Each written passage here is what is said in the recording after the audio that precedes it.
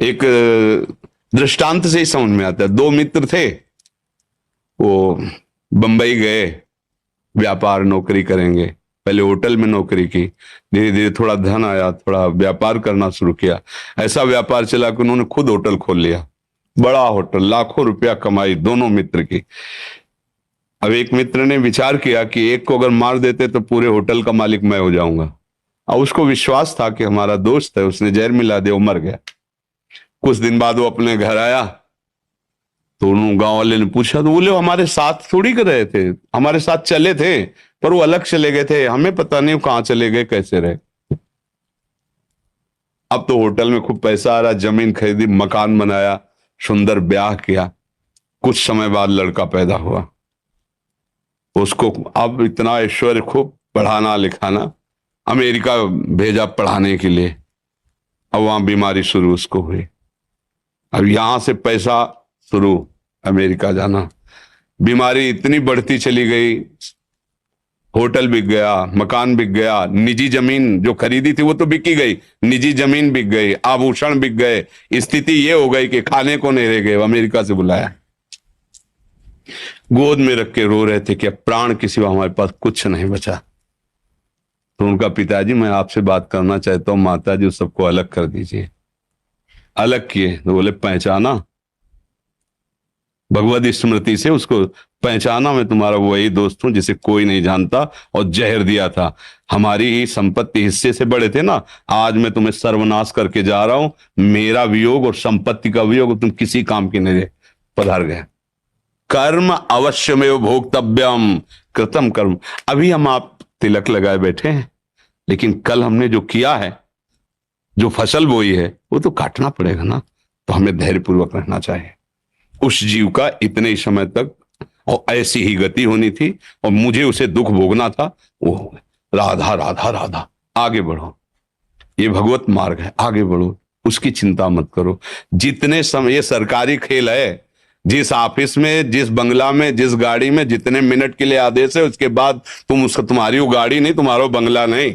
जैसे सरकारी आदमी को ले दिया जाता, ये बंगला, ये गाड़ी व्यवस्था, सरकारी आदमी है, तो वो चाहे जितना आप उसकी बड़ाई करो कि वाह साहब आपका बंगला तो बहुत जोर का बंगला जोर का नहीं है। किसी भी समय हमें फोन आ सकता है कि इस समय तुम्हारा ट्रांसफर वहां कर दिया गया है। हमारा बंगला, गाड़ी, बस ये जो गाड़ी मिली है ना, ये जो बंगला मिला है ना, ये सरकारी बंगला है। काम करो और इसके बाद इससे निकलना ही पड़ेगा। जिस समय फोन आएगा ना, भागना ही पड़ेगा। ढेर मिट्टी का हर आदमी है, बाद मरने के होता यही है। या सलीमों में तुरकत दबेगी या चिताओं में जलना पड़ेगा। जिंदगी एक किराए का घर है, एक न एक दिन बदलना पड़ेगा। इसी को केवल सुधारना है कि अब हमारा आखिरी जन्म हो। इस दुख में, इस प्रपंच में, नाटक से मैं ऊब गया हूं। अब मैं नहीं इसमें जन्मना चाहता, ऐसी जगह जाना चाहता हूं जहां दुख न हो, भगवान की नित्य धाम में, भगवान की दिव्य लीला में सम्मिलित हो।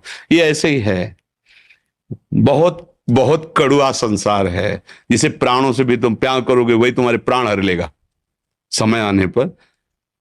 बूढ़े माता पिता को थप्पड़ों से मारते हुए हमने देखा है। बूढ़े माता पिता को वो मार रहा है, जवान लड़का जिसके लिए वो रो रहा था, जीवन अर्पित किया, सब कुछ, पत्नी को प्राणों से अधिक पी, वही प्राण हरण करने वाली। अपने पति को भगवान मानकर प्राणों से भी अधिक प्यार कर, वही उसके साथ। ये संसार का आप दृश्य देख रहे हैं ना। फिर चुपचाप अपने मार्ग में चलो, राधा राधा राधा। यहां कोई किसी का नहीं है। जो हम चिल्लाते हैं वो इसलिए नहीं चिल्लाते कि हम बाबा जी हमारा कोई नहीं, इसलिए नहीं। सत्य विषय को समझोगे तो धैर्यपूर्वक सह लोगे, नहीं तो फिर ये नाम दुखालयम अशाश्वतम, दुख है, इसमें दुख ही दुख है, कहीं भी सुख नहीं है। थोड़ा सा अगर सुख दिखाई देता तो उससे बड़ा, थोड़ा प्रकाश मिला तो अंधेरा आके इतना छा जाता है कि प्रकाश का भी भाव हट जाता है। जैसे आप कह रहे हो ना, कहीं भक्ति डगमगा न जाए, कहीं हमारा अविश्वास न, नहीं, अविश्वास की कोई गुंजाइश नहीं। कसाईवाड़े में भले सानी चारा घास खवाया जा रहा है, वो उसके पुष्ट होने के लिए नहीं। समय आएगा गड़ासा चलेगा। ये काल का कसाईवाड़ा है, संपूर्ण मृत्यु लोग। कोई भी इस गड़ासे से बचेगा नहीं। निमित्त कुछ भी बने, बोले दिल फेल हो गया, एक्सीडेंट हो गया, अरे जरा सा बुखार आया, वो ये कुछ भी बने निमित्त, यही उसके गड़ासे हैं। वो काल मृत्यु का निश्चित, सब सब चराचर जगत सब मरेगा। फिर काय को चिंता कर रहे हो? मरना एक बार है ही है, जिसका जो समय, कोई गर्भ में चला जाता है, कोई गर्भ के बाहर, कोई बाल्यावस्था में, कोई जवान अवस्था में, कोई वृद्धावस्था में, जाना तो है। क्या करके जा रहे हो, बस ये बात खास है।